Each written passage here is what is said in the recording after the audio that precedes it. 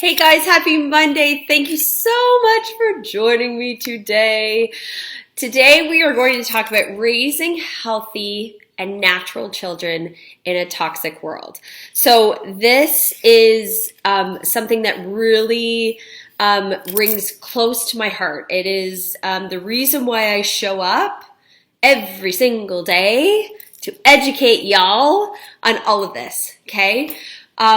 For me, it started with recognizing that, oh my gosh, I'm pregnant. I'm bringing a human into this world, and no pressure or anything. But what I teach them is what will duplicate, right?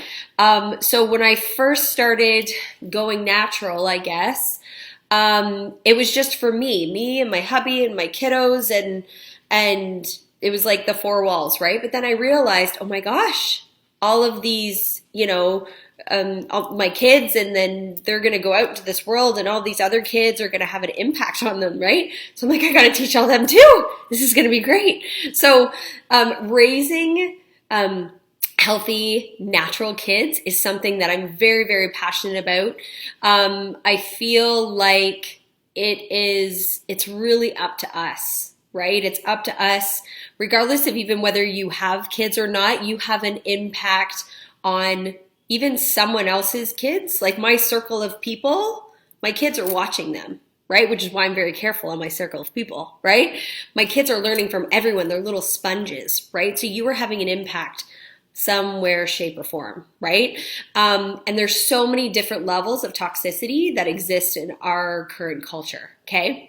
So we're gonna talk about those things, and we're gonna get real because it's not something that, well, I mean, I don't typically mince words with too many things, but this is definitely something that I don't mess around with. So let's get down to it first of all, right? Because we see things like childhood obesity, for example. This is a huge. This is a great deal. This is a huge part of the population, right? And you can look at it as, maybe it's fast food, maybe it's the lack of exercise, but often we see the physical effects of poor diet and little to no exercise, but the problem is so much deeper than that, right? Childhood illness, obesity, even mental health, so much of it stems from like those two things, right? But it's looking at it as how can we prevent things like type 2 diabetes or vitamin deficiency or heart disease, or impaired physical or mental health, right? How can you kind of get beyond it, right? And there's good news to that, and that is that there are some recommendations on how you can lessen and even eliminate the toxins that are in our world, okay? So first, we're going to talk about getting moving, okay? One of the major obstacles for children living an active lifestyle in a digital age is the fact that to be digital, it means that you're not moving. You're like this all the time, right? And it's actually reported that the average child is spending around 6 to 7 hours a day in front of a computer, on a phone, or playing video games. So by setting parameters or limiting the amount of time that a child spends online, parents can better utilize that time to get their children moving, okay? The Department of Health and Human Resources recommends that at least an hour a day of exercise is necessary in order for a child to maintain a healthy body weight and a healthy mind, okay? That coupled with proper diet is essential to achieving and maintaining a healthy lifestyle. And if we can teach them these habits when they are young, guess what is going to roll over into them and when they're older, right? It's just habit, right? We're teaching them these things. But before we talk about food, I want to explore some of the ways to get children moving, okay? The first step to a healthy life is getting the body in motion. And it can be intimidating initially, right? But it doesn't have to be. So this isn't about going from, a couch potato to a marathon runner. It's about starting slow and working up to the goal to at least an hour a day. So maybe it's time to, dust off that bicycle or skateboard or scooter, or just, invest in a pair of running shoes, whatever that looks like. A walk at a casual pace for 30 minutes is an awesome way to get started, okay? And it's something that you guys can do together as a family also. So another option to encouraging socialization as well is children playing together is great exercise. It promotes more frequent interactions, and that means more movement, right? And it's hard to, I get it. It's hard to give up those video games. And, my kids aren't, I guess my oldest, I hear she's in that stage, if I would let her be in that stage. And I get it. I have girls, and I hear this all the time. Well, you have girls, not boys. It's different. Or you have, and I guess it is what you make of it, right? No judgment when it comes to parenting. If that's one thing that I've learned, you do you. But if you are watching this right now, you are searching for tips and tricks on how to create more healthy children. So I'm going to give it to you, okay? So many video games are designed to get people on their feet and moving. There's a lot of them, right? So how can you even incorporate those video games into your kids, what they get to play or whatever, right? So get moving. That is the goal, okay? Now let's talk nutrition, because too much of anything is a bad thing, right? But despite our new food campaigns targeting healthy eating habits, there are still so many companies that are specifically targeting children with food that is loaded with sugar, okay? Which is with a key ingredient that will lead to things like type 2 diabetes, heart disease, obesity, you name it, okay? This is a key factor as to why childhood obesity is on the rise, and over 41 million children worldwide are tipping the scales into overweight and or obese, okay? According to the American Heart Association, children should consume no more than 3 to 6 teaspoons a day of sugar. I'm going to even lower that. I think that they're aiming high for that. But the reality is that most children double, I just got goosebumps, they double that, okay? Or even triple that recommendation, okay? Could you imagine 3 to 6 teaspoons of sugar? That's crazy to me, right? And then so many kids are tripling that, right? And I even know, like last night or yesterday, we went to a birthday party. It was a family get together, and we didn't end up eating supper till late, and then we didn't end up, which means the birthday cake came out even later.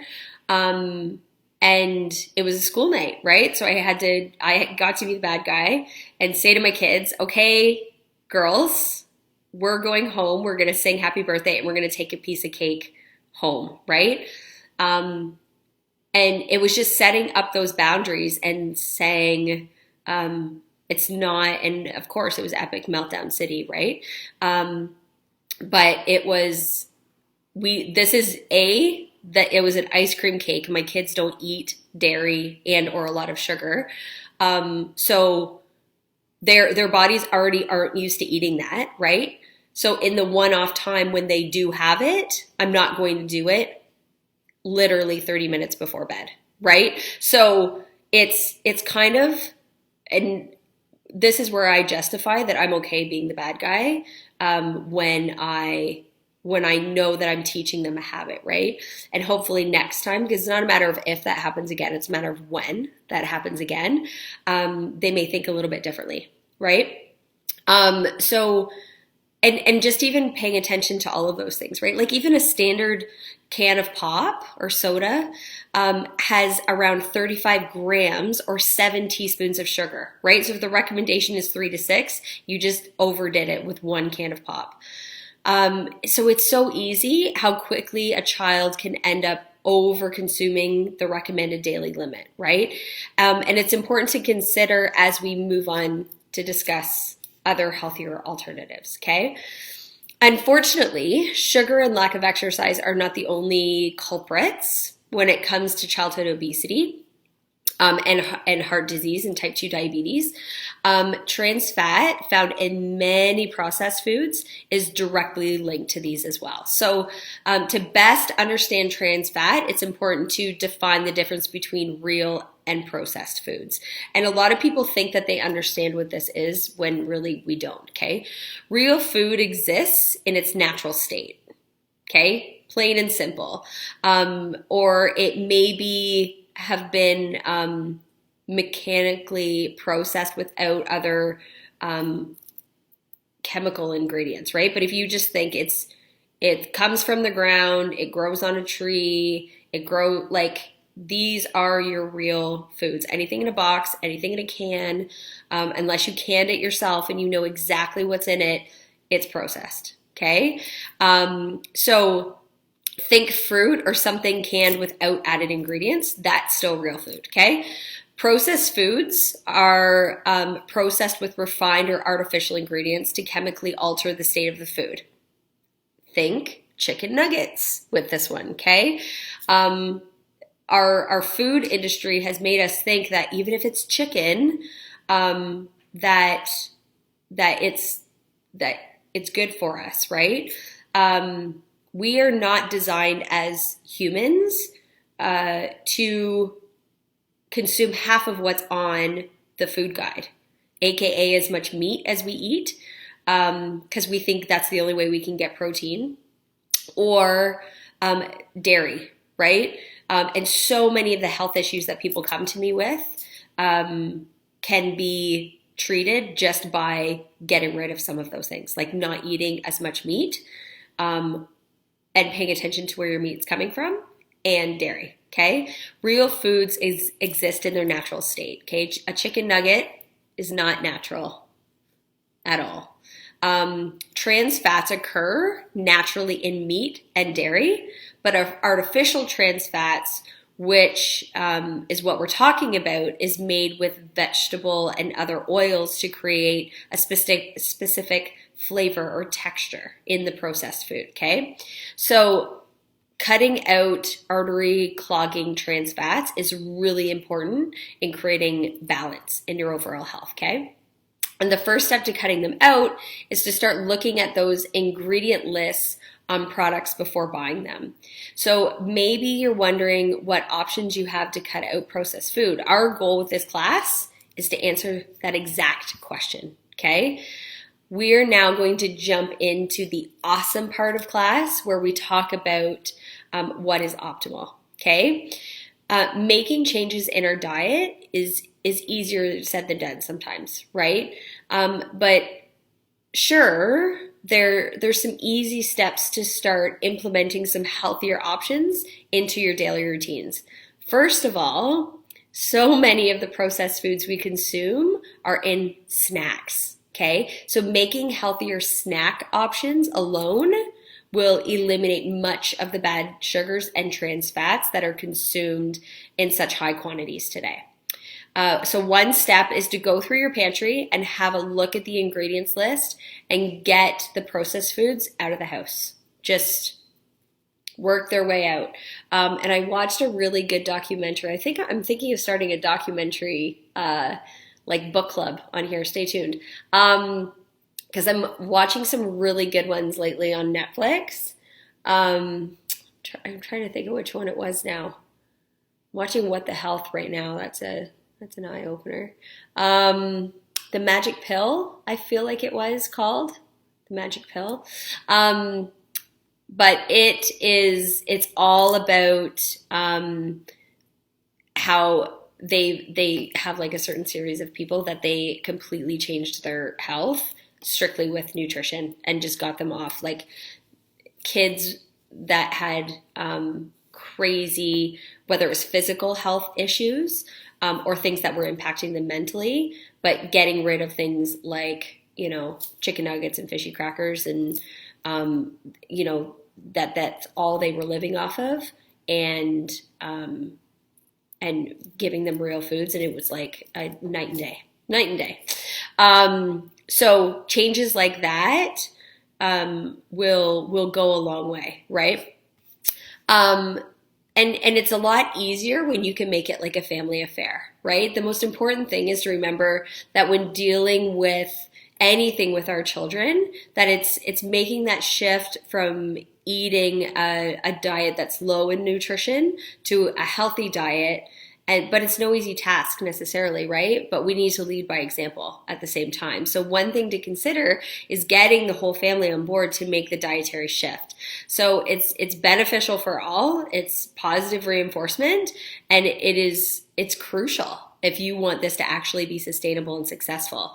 So knowing where to begin is a good first step. And so I want to share with you a couple of dietary options that you might consider, right? And I'm not about fad eating.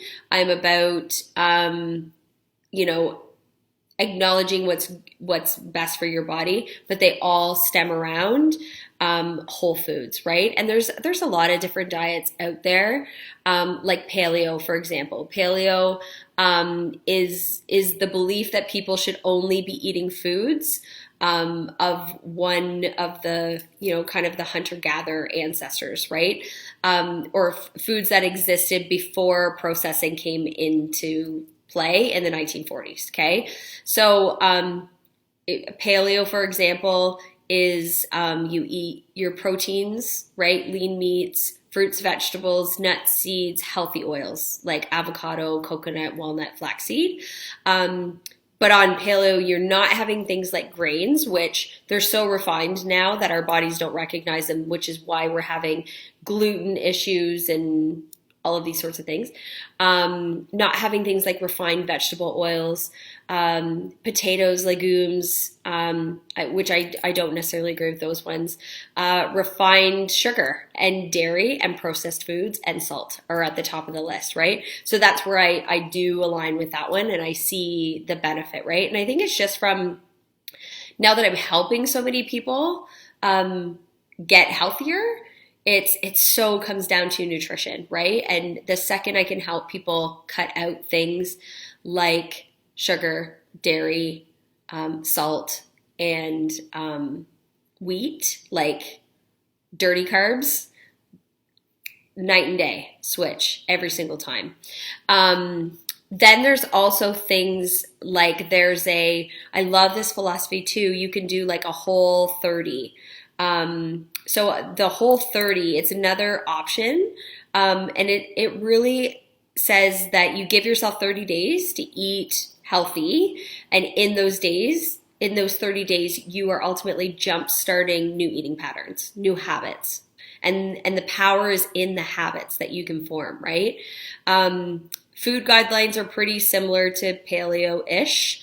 But it gives you like meal plans and all that kind of stuff. So if that's something that you're wanting to start, I'm going to put the link to the Whole30 foods in the comment section so that you guys can have those as well. The key is also in like meal planning, right? And one thing that's been super helpful for me, online grocery shopping has been amazing, where I can actually pull up, I can do my grocery shopping from my kitchen counter. I never run out of anything. And I have certain apps that I use. So like I love like All Recipes. It's a free app and it has tons of awesome recipes on it. And it makes me cook different things all the time. And because I'm grocery shopping at the same time, I never miss out on a recipe. So that would, and then you can plan the entire week out, right? And then I'm not constantly going, crap, I didn't make supper. What am I going to have here? What am I going to have here? Right? And even planning out for lunches as well, so that the girls aren't having, pretty much they have the same lunch every day, but making sure that I'm not going to run out of different lunch options, right?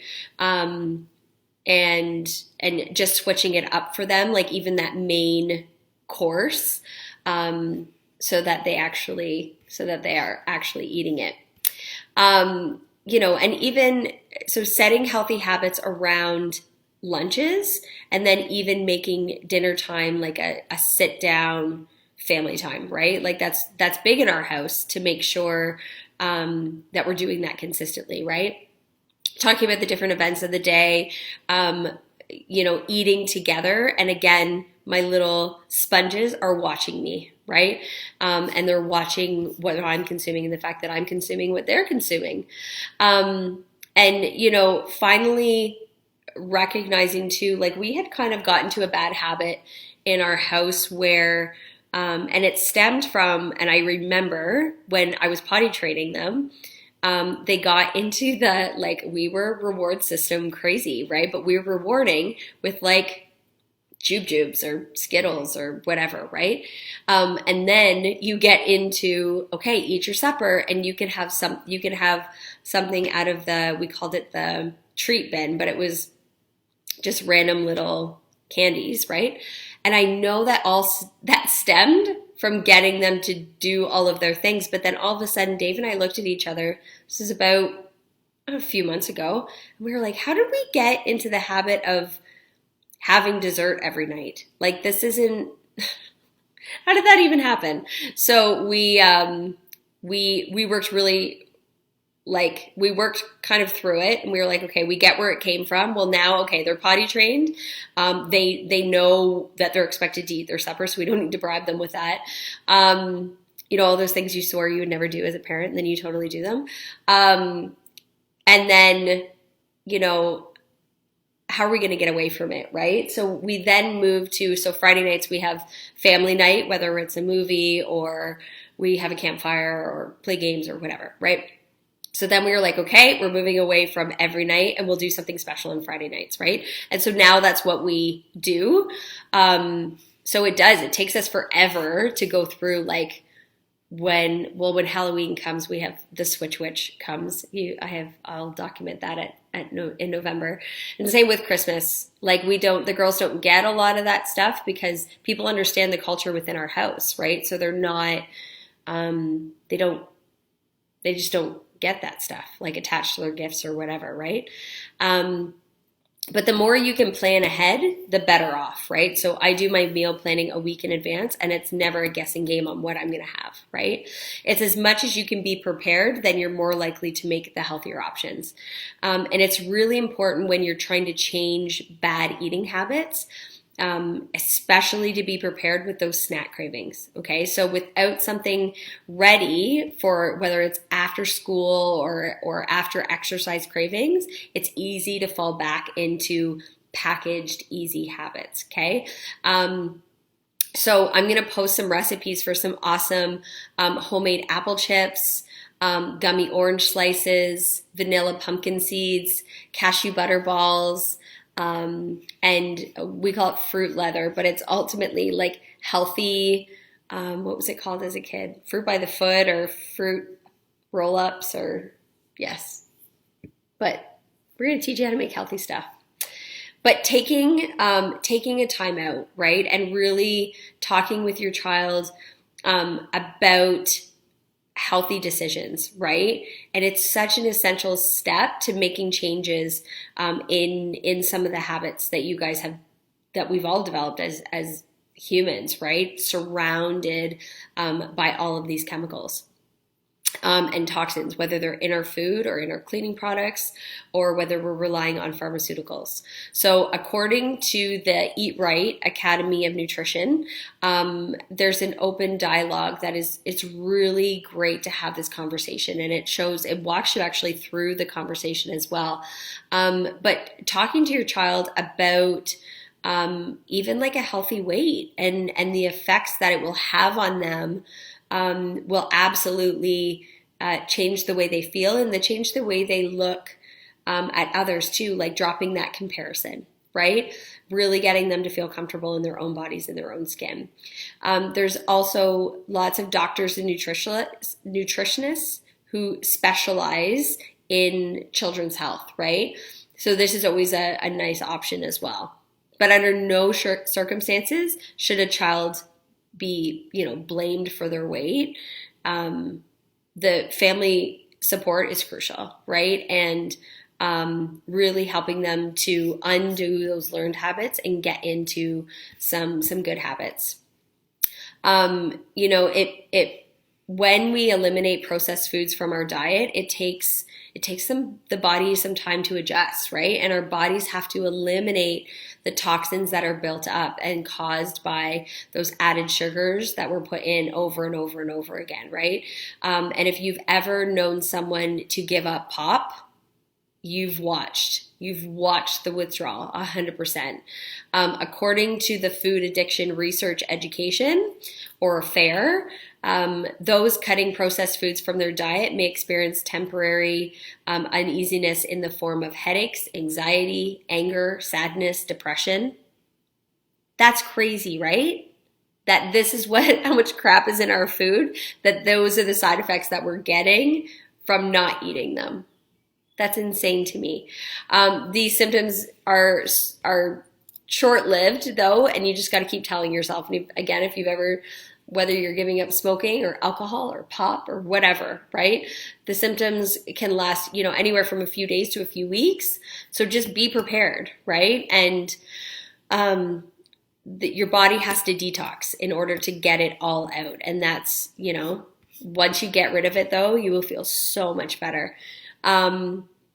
And after your body clears out all the toxins, you're good to go, right? And according to Women's Health, along with weight loss, you'll start to naturally feel calmer, less anxiety, better sleep.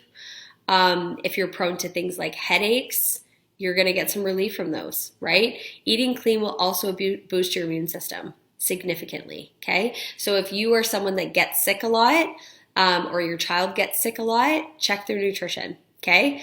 Every day that you or your child eat healthier, you reduce your risk of type 2 diabetes significantly.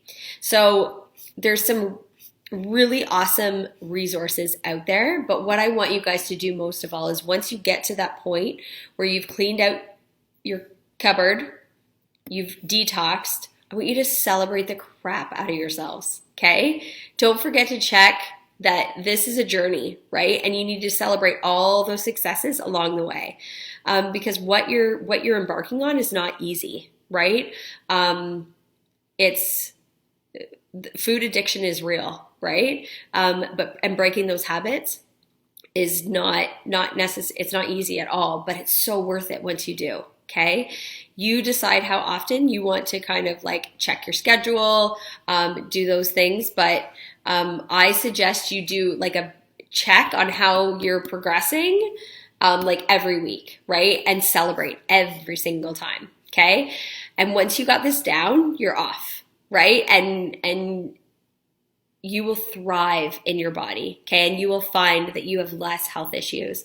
And most importantly, that we're teaching our children when they're young, right? And they don't have to unlearn. Like, I know I had so many habits that I had to unlearn before I could even get to a point where, I could do anything, right? So we've covered a lot here today, okay? But you came here for a reason. I want to thank you for that. Thank you for getting more informed, right? And when we know better, we do better. So thank you so much for joining me. And if you want any of the resources on where I got this information, please don't hesitate to reach out, and we'll chat soon, okay? But just remember, you got this, guys.